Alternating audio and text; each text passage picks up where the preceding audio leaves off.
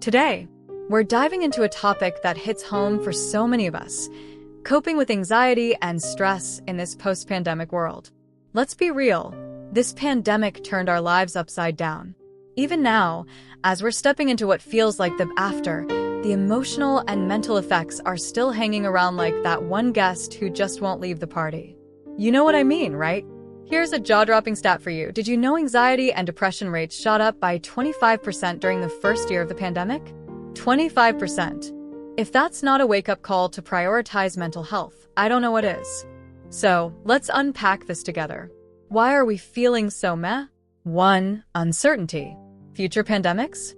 Job security? Health risks? Yup, those big question marks can mess with your sleep. 2. Social readjustments. After being in lockdown mode, even small things like attending a meeting or a party can feel huge. 3. Economic pressures and health fears. Add those to the mix, and it's no wonder our stress levels are through the roof. Now, maybe you've noticed some signs in yourself: trouble sleeping, feeling more tired than usual, or avoiding social situations. Let me tell you, you're not alone. These are normal responses to chronic stress. But here's the good news: there are so many ways to fight back and thrive. Let's break it down. Step 1. Acknowledge your feelings. It's okay not to be okay. Seriously, give yourself a break. Practicing self-compassion can work wonders. Step 2. Build a routine. Even small things like a morning walk or setting aside time to read can give your day structure and joy. Step 3. Connect with others. Phone a friend, talk to family, or even seek out a counselor. You don't have to carry the load alone. Step 4. Take care of your body. Exercise, eat well, and don't skimp on sleep. Your mind and body are a team. Keep them both in shape. Step 5. Practice mindfulness.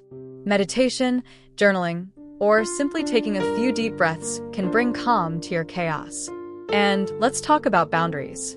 It's okay to step back from the 24/7 news cycle or say no to commitments that leave you drained.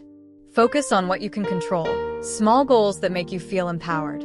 Here's the big picture. Building resilience isn't about pretending everything's fine.